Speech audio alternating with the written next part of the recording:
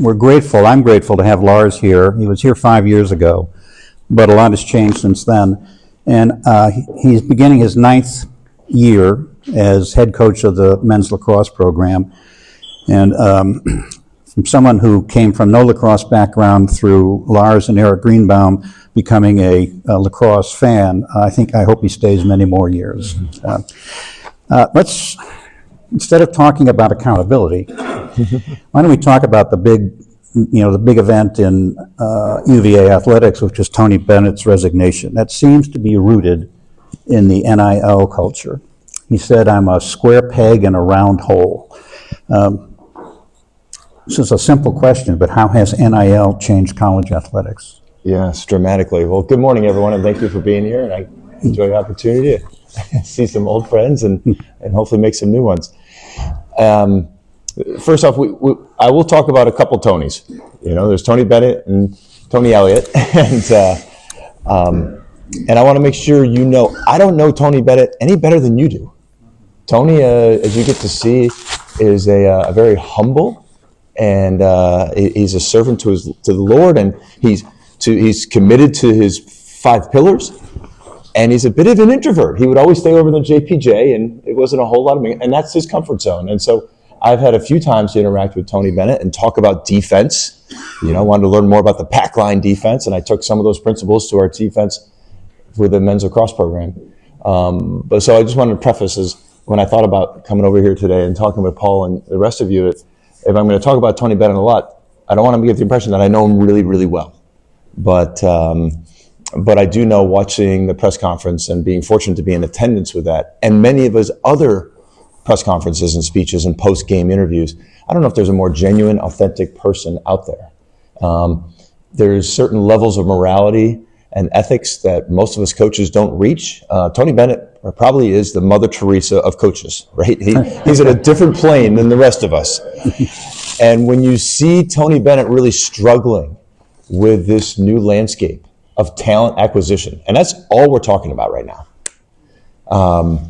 What Tony Bennett's been able to do with lesser talent has been well documented and unbelievable, phenomenal. Most of the rest of us, including me, we need elite talent. I need 5 stars to win titles, and Tony could do it with 2, 3, and 4 stars. But the acquisition process has changed so dramatically, and it's something that for him it just wasn't right. And so, as I look to my own heart and I look at what Tony Elliott's attempting to do with the football program, it's all about getting elite talent. Now, yes, we're looking for humble servants, people with sober judgment, to steal one of Tony Bennett's phrases, which I've always loved, and getting the right people on your boat. He's been phenomenal at doing it, but with this era now of name, image, likeness, there's coming a price tag. Many of you have probably watched some college football games, and Nick Saban talking about Miss Terry and his wife, Miss Terry coming to him said, "Nick, these families nowadays are not asking about the career opportunities, whether it's professional football or some other vocation, and how we're going to help them pursue this academic degree and help them with the rest of their life. All they're asking about is how much money I'm going to get beyond the scholarship. What is this name, image, likeness contract or deal, or however you want to call it? How much money I'm going to make?"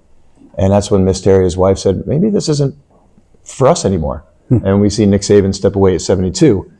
The shock, obviously, is Tony Bennett is in his prime. I hope it's his prime. We're a year old apart, and he steps away at 55. And so it's just, it's a shocking time. It's really a shocking time, because I think, as we all know, Tony Bennett is the type of man, is the man we want around young people. Correct. If there's no better example, and if we've created a culture and a landscape where somebody like that will step away from this, boy, we got a problem on our hands. And apropos of that, I did a little bit of reading on this, and I looked at the college NIL valuations of the top 20 athletes in the United States. The number one is, I guess to no surprise, Shedeur Sanders, the Colorado quarterback. His NIL value is $5.8 million. Of the top 20, they all are earning more than $1.5 million. And that top 20 includes one high school basketball player and one woman. And the other example that I thought was jarring was the Utah football team example. Oh, What happened, from what I've read, is that the Utah football program decided to give all 87 scholarship players a truck. And then for the women's basketball, men's basketball, and gymnastics athletes, they were all given cars. And it seems like this system has absolutely no control, no guardrails, and is out of control. How does UVA compete with that approach, or doesn't it? we're starting to compete. July 1st, 2021 is when this new opportunity became available. Essentially when the Supreme Court ruled 9-0, Congress, you can no longer limit Americans from an opportunity to profit off their name, their image, and their likeness. Theoretically, there was an opportunity now for young student athletes, for people who are playing college sports to now make money if they had a side business. It used to be you couldn't have these side hustles. You might have an apparel line. You might be teaching lessons. You had to get everything approved. There was all these restrictions. And in a lot of cases said, no, you can't do that. And so this really opened up some opportunities that every other American has. Well, the problem is that quickly became boosters, donors saying, hey, I think this offensive lineman at Texas is worth $50,000 a year. I'll have them do some social media posts. Not provide a whole lot of value, but who's to say what's the value? We don't define that in this open market capitalistic society. So when you put college athletics and put it against the constitutional rights of Americans, the NCAA is falling apart. They don't have a chance. The socialistic control that they've had, which created more of an evil playing field, which I think, even though we're all, Americans and capitalists at heart, it's like, man, we kind of missed that when there was some regulations and guardrails, as you say. And so here we are. To really answer your question, UVA was patient, maybe a bit too patient, but conservative in their approach of saying, when do we set up a collective? NIL can be done several ways. One, a private business can come to an athlete and say, hey, we're going to sponsor you. The ones that he just mentioned, those top 20, to get to that range, to be over $1 million per year for a college athlete, you are probably getting into some of the corporate money of a Gatorade or a Nike, for example. And so those are more authentic. Those are genuine. Those are the ones I think this was all really built for. The other side, the other part of this is like Texas, Alabama, and Virginia. Cavalier Futures is the name of our collective, where donors, fans, fanatics can contribute dollars that go to this organization, the collective that then distributes it based on the donor's wishes and the coach's wishes. In terms of talent acquisition, how can we make it more alluring for these people to come here or stay here? What you hear is, I guess I got a couple of questions, but what you hear is that now a lot of athletes are high school athletes are hiring agents. Mm-hmm. And the staff, whether it's basketball, football, lacrosse, has to deal with the kid's agent. And in some cases, I guess there's an appearance fee. They won't even take an official visit unless they're paid money. And maybe you don't have to deal with that at the lacrosse level, but maybe at football or basketball. How is that handled? I know. And now you're starting to make it a little clear as we start asking some of these questions why Tony Bennett may have said, this isn't for me anymore. Maybe I will rather just hang out at, over at Farmington Country Club and hit golf balls, at 3:30 on Tuesday afternoons instead of dealing with these agents and dealing with, yeah, you're right. I've heard about these examples. We don't have it in lacrosse yet, but the big two revenue generating sports are dealing with this. Hey, if you want me to visit, I need some. I need $5,000 if I'm going to show up. Yeah, an appearance fee, right? And it's all legal. That's what's crazy about this, And maybe all this was happening before 2021 under the table. And I think there's some good examples of it was probably happening in certain Division I football programs and basketball programs. But now it's above board, and it's all, for the most part, legitimate. And it's really hard to get your head around it. And I think that's why we are seeing elite coaches step away from this. Well, Jay Wright stepped away at Villanova. Jay Wright, exactly. You mentioned the collective. The state of Virginia also passed a law which allowed, as I understand it, universities to pay athletes, or at least contribute, maybe it's contributing to the collective, but to pay athletes. So the university and the collective, I guess, are two sources of revenue. Sure, right? There's two opportunities for athletes to profit, along with their scholarship, by the way.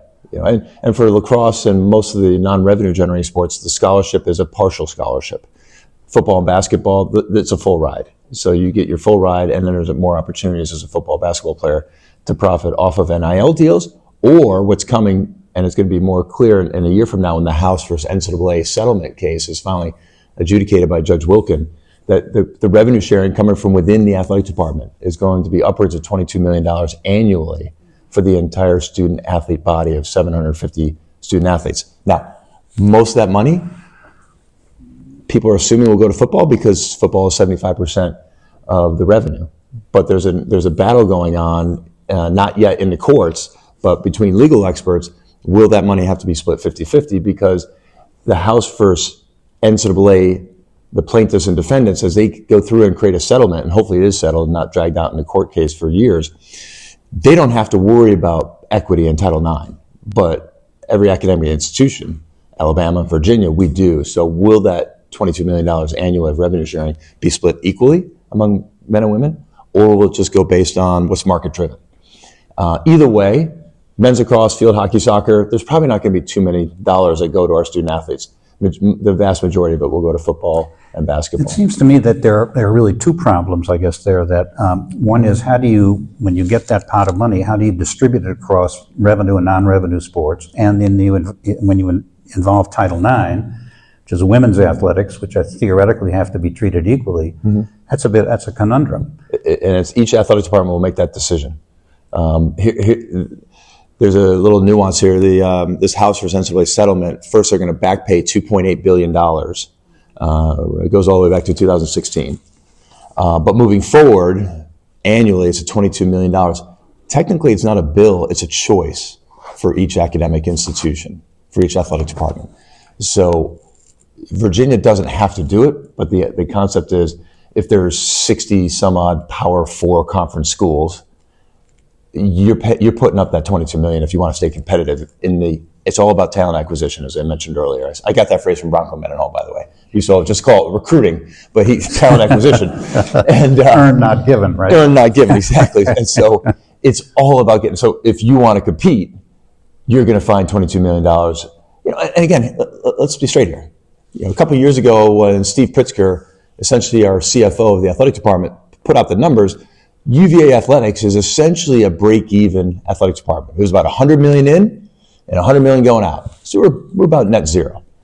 You're like, wait a minute, what? If you're giving out $22 million, that's about 22% of your revenue. Well, yeah. So that I'm sure that keeps Carla Williams up at night.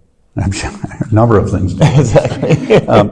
I guess the other level is that not only do you allocate those dollars among the various programs, but once you've got a program, once you've got a football program or a basketball program, and then you have not only those dollars, but NIL dollars. If you've got somebody on the team making $5.8 million, I mean, at what point does it, Brad Soderberg was here a while ago, and he talked about the difference that in NIL dollars that the various members of the starting team were making, not with great specificity, but it's clear there were some dramatic differences.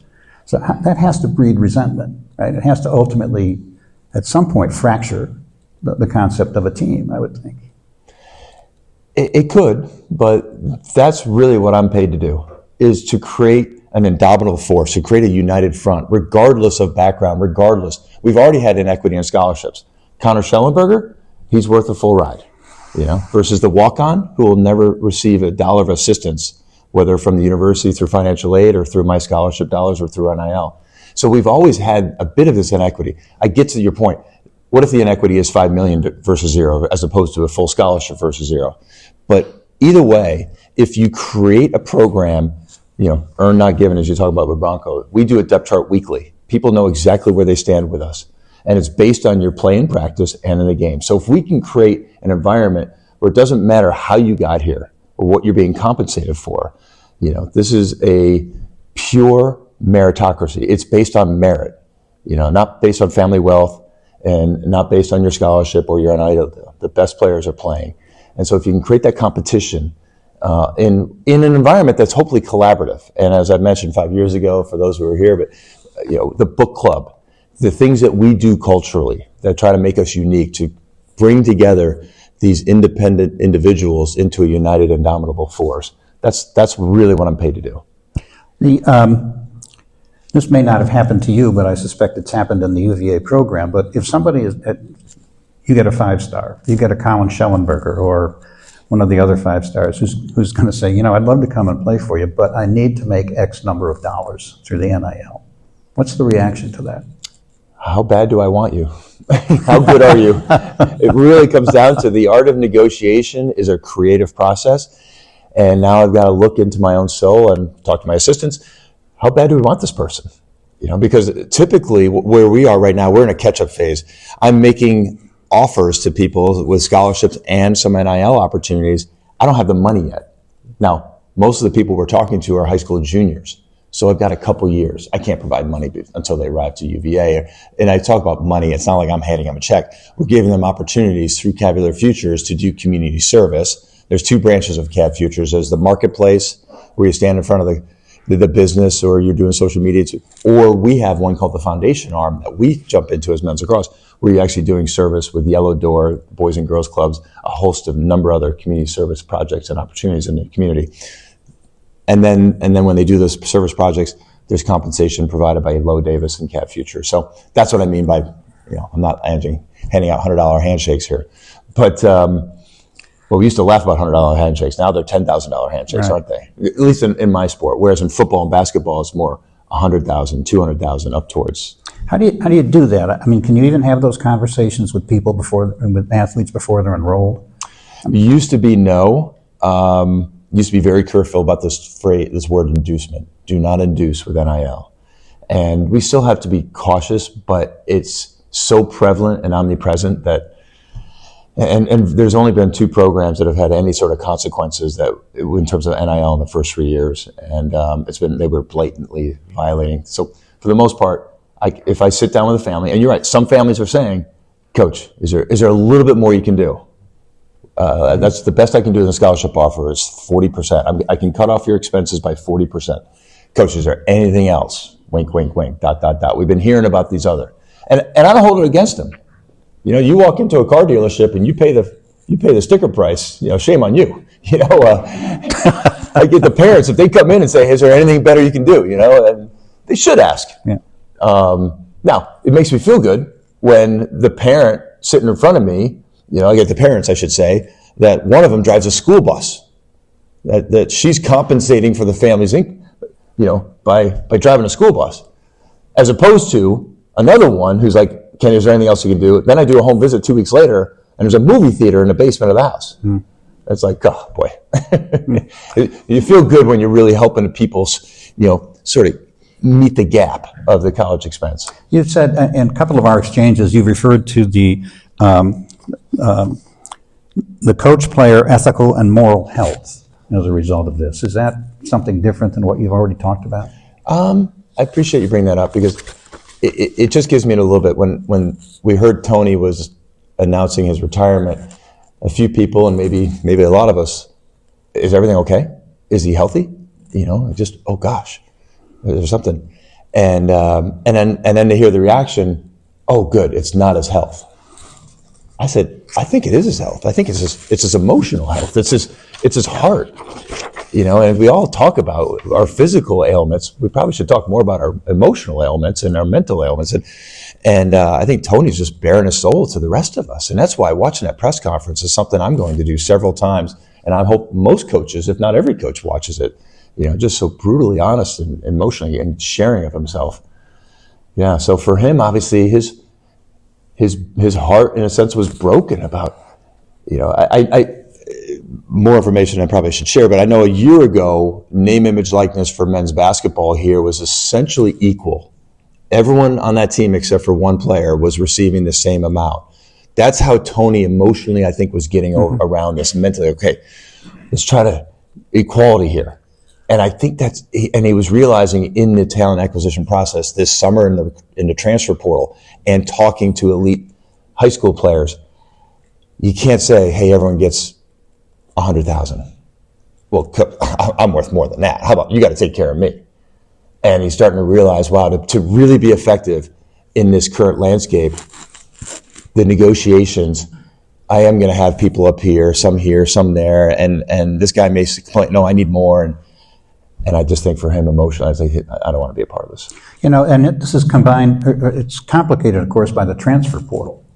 That's true. And I mean, as I understand it, if you transferred prior to the new regime, you had to sit out a year before you could play. And now it's immediate transfers and not limited to one. You can transfer multiple times. How, if at all, has that affected your approach to this? Again, back to what I truly believe the most important thing I do is building that united front. Because you're right, if somebody's not happy, Coach, I need more money. Are you sure the more money is going to make you happy? We all know that answer. But because they can't just jump in a portal and they're gone. Have you had kids jump into the portal? I have, but it wasn't really about the money. I've been fortunate, with the success that we've had, that we have had some people who aren't getting the playing time. And because they took a chance, we thought they were good enough to be a contributor. They get here. They're not quite at that level. So we've been fortunate to not lose players who are elite. Whereas I think that's the big concern here. Mm-hmm. The guy at the end of the bench who leaves, you miss him because you spent a lot of time and invested in the recruiting process. But in terms of strategically and position yourself to win, you kind of understand that, especially with Tony Bennett, basketball and what we're doing in the lacrosse program. Not everyone's going to make it to be a starter and there's a lot of other places where they can go and get more playing time. So that's where I've been fortunate. Once somebody elects to, talking about the lacrosse program, go into the portal, enter their name in the portal, can they come back? Yes. Well, that's a very interesting point. And I want to make this crystal clear because this is what's not talked about with the transfer portal. And again, we're going to focus on the two revenue-generating sports of basketball and football. Upwards of 30 to 35%, based on the estimates that I've read and heard, of the young people who go in the transfer portal never come out. And you're like, well, what does that mean? They go in because they think there's a better opportunity somewhere. They think that maybe at their current organization, the basketball or football team, that they're not getting their fair share of playing time, that the coaches don't understand them, they're being misused. Well, we read about the transfer portal for the big-time quarterbacks and the great basketball players.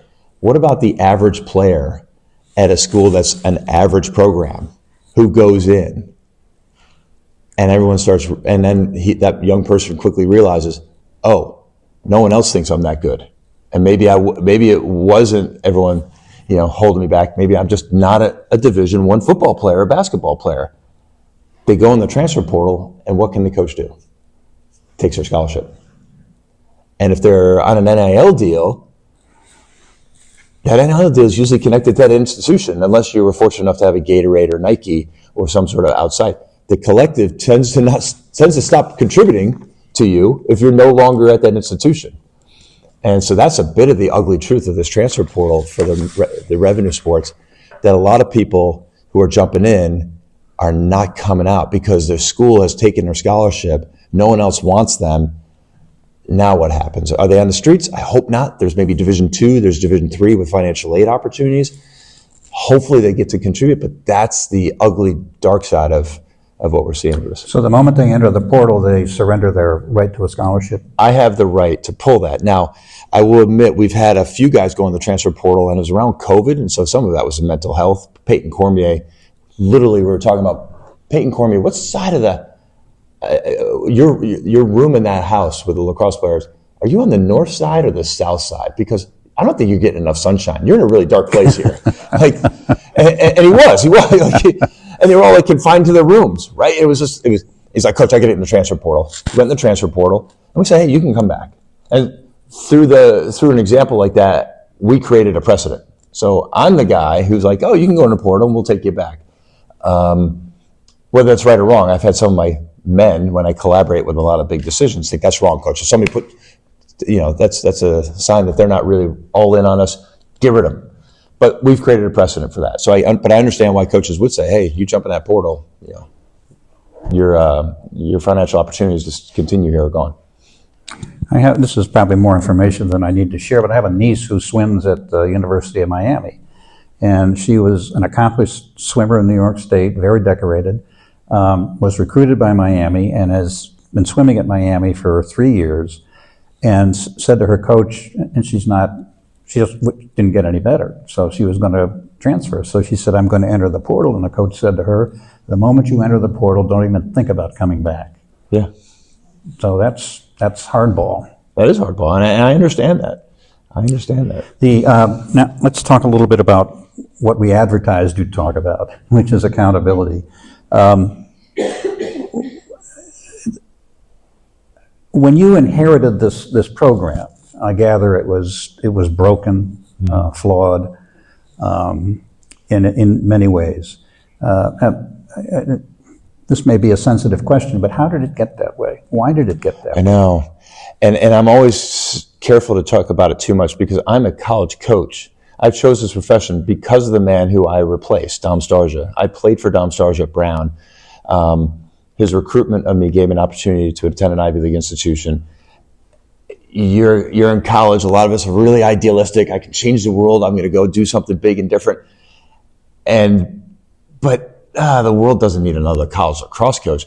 But through my experiences with Dom, I was like, wow, you can make a difference on people. He was such a positive force in our lives. And so I preface all that because I hate to talk about too much, but I will give it a little bit because you're asking. Like, when I arrived in 2016, I recognized that the program had gone adrift.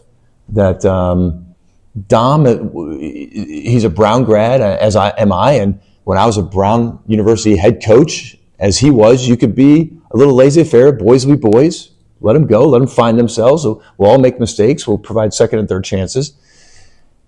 And I arrived here, and in my first month on campus, I had an opportunity to meet with Teresa Sullivan, who was the president at the time. And I'm thinking, this is a big deal. I'm getting a meeting with the president. I mean, I knew the president of Brown, but it was never a one-on-one with her. It was, it was meet her at a cocktail. I don't know, how's the team going to be? Wow, this is big time. Lacrosse is a big deal here.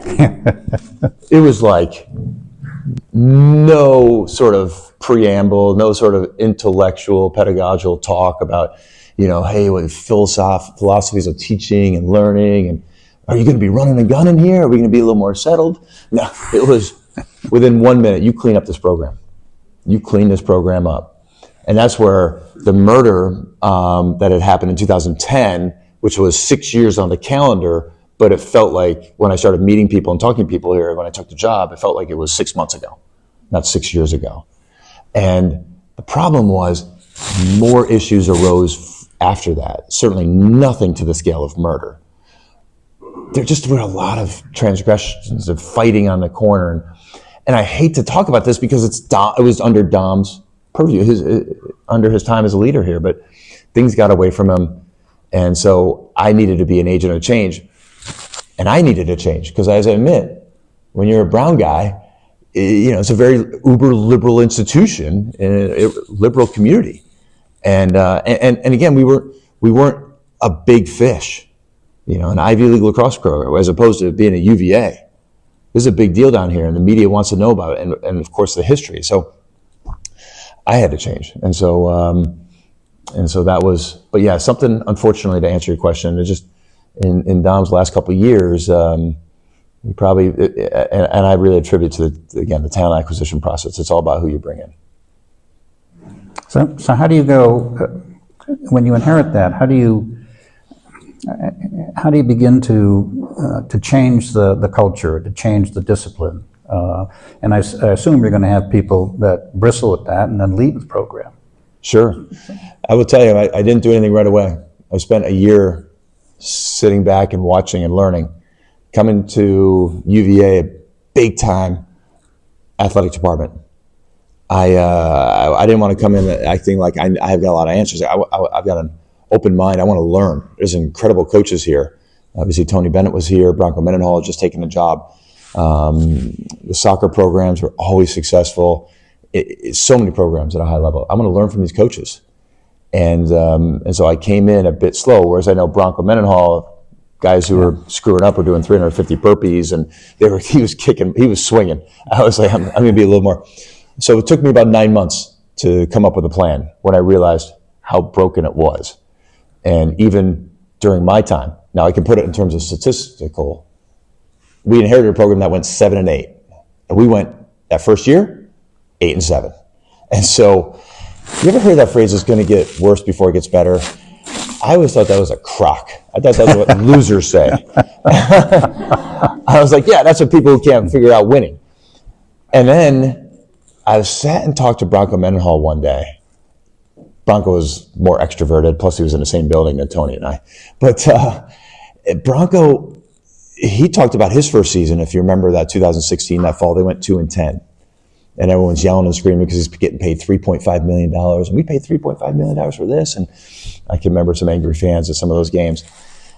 And we talked about, wow, it really did have to get worse before it got better. Because what if in the first year that Kip Turner, Sean Kerwin, and I arrived here, we all came together from Brown, what if we had gone 12-4 and gone to the NCAA quarterfinals? The men of the program could have been like, yeah, I knew as a coach. I knew. We just need better coaches. I was given an opportunity. We always, you get the opportunity of a loss. That's where really sometimes you get your best opportunities. When you get people's attention, your own attention. I was like, okay, fellas, I remember saying this to them. Okay, they could get rid of me, and we'll get a third coaching staff here in 3 years. You know, because maybe it's the coaches.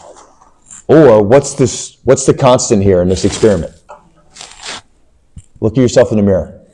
Your decision-making, your behaviors on Saturday nights and Tuesday nights, any other night of the week, your commitment to this game. You're all saying you want to win a national championship. We're all saying the same thing, but you're not acting like it. You're not putting in the work. You're not committed to it.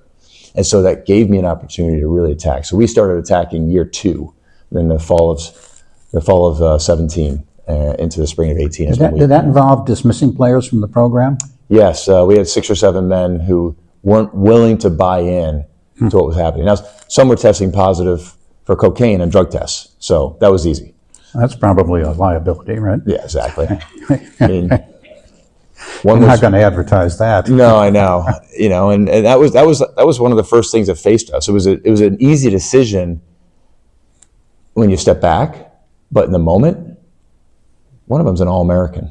And it's like, whoa, I just took this job. The team was 7-8 last year. We need to, I would like to start winning, you know, but, you know, step back, sleep on it for a couple of nights. It's like, oh, this is too obvious. This is too easy. Tell us briefly about Cultural Thursdays, why that came about and why it's been successful. So again, as we left year 1, coming back from Durham, North Carolina, after getting thumped again, and it was like, okay, almost like happy. And I couldn't believe that. We were leaving the season. The season is over. And it was almost relief. And I remember telling the fellas, I never want to feel this way again. I want tears. I want tears at the end of the season, whether, you know, tears of joy, ideally, or tears that it's over. Instead of like, thank goodness that was over. So, but that summer, we attacked it as a coaching staff and talked to the captains. What do? We were open to any and all ideas because obviously Sean Kerwin, Kip Turner, and Lars Tiffany coming down here, we're not magical coaches because we went from 7-8 to 8-7. You know, all right, we got to do some internal changes. And so we were open to ideas, and I can't remember where the book club idea came from, the Cultural Thursdays. But that popped up, and we ran with it, and it still happens today. We just had one this past week. So what we do is we pick a book every semester, and the idea is we get 8 good books because you're here 8 semesters, and so you never have a repeat. And it's the summer reading or a month of a winter break of winter reading. Now, if you don't do the reading, I did one time do a test and a quiz, and it didn't go as well as I was hoping. But so the reality is, you know, I hope you read it over the summer. So when it's announced that chapter 8 in the book is what we're doing in 3 days from now, that's not the first time you've read chapter 8. Hopefully it's the second time. But the reality is, hopefully they're prepared for chapter 8 on that Thursday. And so we go for about 25 or 30 minutes. I stole it from a sort of a business school, master's level teaching where the professor's not lecturing. It's student driven. A lot of comments are coming from the students. We have one group of 4 men who are responsible for that chapter. They kick off the discussion. And each of those other groups are talking before the discussion starts. In 25 or 30 minutes, with me having done very little lecture preparation, I've got a couple of things I want to say. We have this sharing of this reading. And we, of course, any group, you bring it back to your group. So we might be with Phil Jackson's 11 Rings book, or we might be the Battle of Thermopylae, the Gates of Fire by Stephen Pressfield, as the Spartans and the Greeks pushed back Xerxes and the Persians, that you're going to bring it back to your organization. And so it just naturally happened. So that was an aha. That was an idea we kept. There were some other ideas we didn't keep when we were thinking like, what do we do here? And I will tell you, those first year or two, there were a lot more aha moments when we sat in a room about this size and had these discussions. Nowadays, we've got a really well polished rock, and so there's fewer rough edges, but we still do it. But we don't have as many of those big time light bulbs going on. Do you choose books on leadership? Or I'm assuming you're not choosing The Lord of the Flies, for example. Yeah, right. I'm open to ideas. I get to be a bit of a book editor. People recommend ideas to me, and some are fantastic books, but there's only like 1 or 2 messages, and it won't last a whole semester. So Legacy by James Kerr was the first book. Boys in the Boat? Boys in a Boat was an amazing book for us. Love that book. Right now, we're actually doing Dom Starsh's book. I hope you'll be very happy. Wow. And it's fantastic. An incredible philosopher as a lacrosse coach. And so I'm open to ideas. But yeah, we've had some great ones. Ryan Holiday, The Obstacle's the Way, is the lowest hanging fruit. That's the easiest one. The chapters are like 6 pages long, and there's always each chapter of the 30 or 32 chapters is some iconic figure in history, sports, medicine, research, and they had an obstacle in their life. And if they hadn't had that obstacle, we wouldn't know who they are. But they overcame it, became who they are, and it just develops. His Stillness is the Key is also has a lot of lessons in it along the same lines. Interesting. Let me ask one more question, then we'll ask the audience. How do you measure success? That's a great question. My wife gave it to me. Yeah, I know. It's funny, we can get really deep here and meaningful, and it's really truly what I believe, what I'm paid for, what I'm paid to do, what my main role is to do, and I choose developing difference makers and leaders. That truly is in my heart what I'm trying to do. And if we do that, I really truly believe we're going to have more success on the field. But mostly it's about, what's the future hold for these people, and have I been a good guide to help them realize their potential and their capability. Yes, winning a national championship is a realistic pursuit every year, and that's a beautiful thing I get to do at Virginia. Whereas when I was at Stony Brook and Brown, we could say that, but I don't know if we truly meant it in our hearts. But it's so measuring success is, making my AD happy. Carla Williams, we've won a national title, and the post-year annual review was nice. We won the national title. Now we got to clean up some things around the program here. Well, we got a few minutes left. Do we have any questions for Lars? I'm curious with all the potential income earnings that the student athletes. Has it affected their desire to get their education and do well in school and academic part? No, I appreciate you asking that. Not for our sport.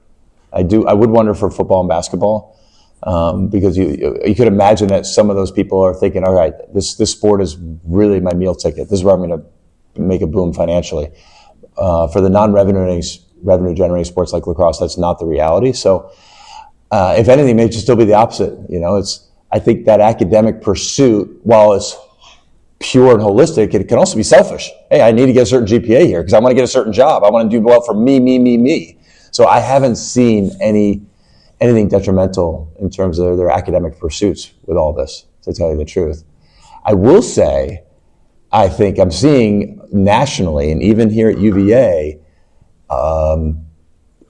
what may be termed as being creative and finding other academic opportunities for people to be here for a 5th year, whether it's a master's degree, which used to be the only opportunity, but now there's these certificates that you can pursue. Or when I first arrived, you had to be in some sort of degree-seeking program to come back as a 5th year.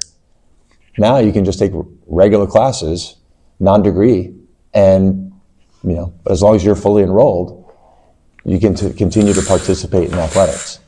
So I am actually seeing a little bit of some compromising by academic institutions to, hey, let's make sure we find an academic program that this person can do and continue to compete for us. And I wish I could tell you UVA is immune to that, because when I got to UVA, I saw us distinctive from other institutions. But in this competitive landscape now of NIL and whatever it is to recruit to get the right talent, I think we are offering some opportunities to continue your education at UVA that may not be what you thought UVA would do. Any other questions? Yeah. I'm curious, what percentage of your athletes go on to play lacrosse professionally, and what percentage of the rest of them end up graduating? Sure. Yes. Well, right now, for lacrosse players, to be a professional lacrosse player means you leave your job somewhere on a Friday afternoon and you fly to whatever city your game's in and you play on Saturday or Sunday, and then you make sure you're back in the office at 7 a.m. on Monday morning, which I think is a perfect model. I think that's a great model. The head of the PLL, the Premier Lacrosse League, Paul Rabel and Mike Rabel, they are trying to create a situation where someone could be a full year long-term lacrosse player. But so fortunately for us, we are in a situation where that's not the case. So most of our men are graduating with a degree. Most of our men are pursuing a job, or they're jumping right into a graduate school program. We maintain a list, and we share it with recruits and their parents when they come through in September. September 1 is when our recruiting window opens. And I love going through the list. We got it for the last 6 years. Everyone's first job or first opportunity, someone went right into an advanced degree program. And we have this authentic diversity. It's really cool. We've got a couple going to Wall Street, want to be a master of the universe in investment banking and finance. We always seem to have someone in consulting. We always seem to have somebody in commercial real estate. We always seem to have somebody thinking military. Chase Yeager, he's pursuing Naval Flight School right now. We've had a couple pursue the Navy SEALs. We've had a boat captain off the Martha's Vineyard doing charters. We've had some people pursue professional lacrosse while doing some other things. It's really fun. I really appreciate that about Virginia. When I was at Brown, it might be half the team is trying to get into some sort of bulge bank investment banking opportunity, and a few other opportunities in law school and such, and med school. But yeah, we really do get this diverse pursuit here. So for us, nobody's getting rich off lacrosse. Well, I'm doing pretty well, but do all of your kids graduate? I mean, I'm sure there's some that transfer, but do all of them graduate? Yeah, they are. And I kind of admitting we're making sure they graduate. I think we're making sure. Yes. You said you have a depth chart that you look at each week. Yes. Do you have certain metrics? So like if a player came to you and said, I'd like to move up in the depth chart, what are some things that I can do? Or do you have competitions each week? Yeah. I'm just curious how you adjust that. The question that you brought up, that's exactly why we do it. So you do come in, and typically if you're at the top of it, you don't ask too many questions. But if you come in like, how do I move up this thing? And it creates that conversation, and we want it to be collaborative, but yeah, that's the opportunity to talk about this, what we think you need to do better. And so the captains this past summer, do you guys know George Morris? He's essentially. Oh, yeah. George has spoken here twice. Oh, George is amazing, right? Yeah. George and I had lunch maybe my first or second year here, and we were talking about different topics, and I would talk about captains and leadership of the program. George, after I've been struggling with this for 15 years. Do you vote for captains as soon as the season ends, or do you wait until the fall when the first years arrive and you get everyone's and you get to see, all right, who's done the right things over the summer.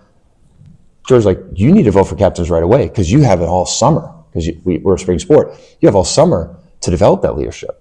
And it was like, oh my God, of course. It was like such an obvious thing.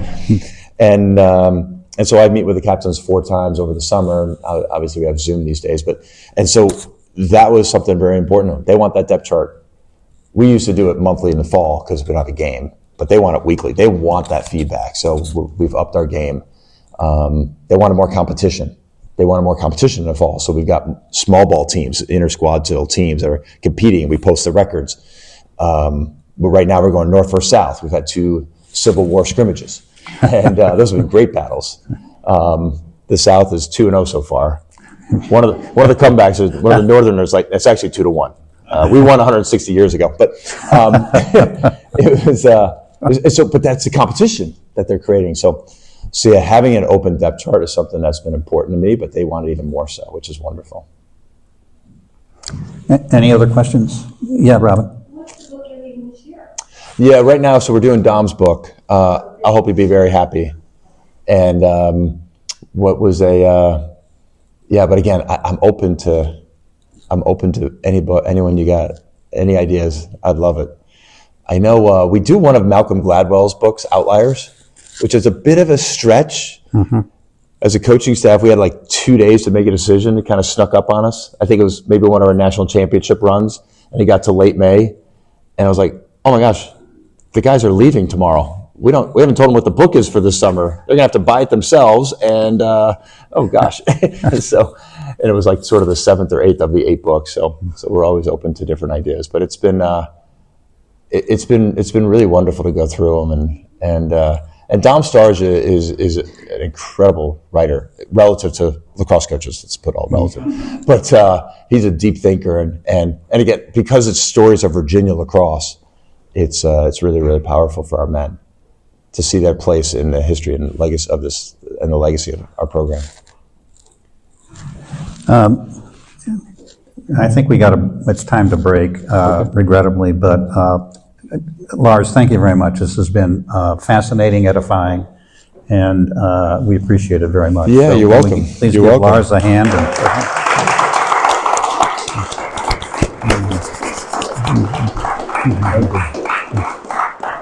That was terrific. Oh, that was fun. That was a lot of fun.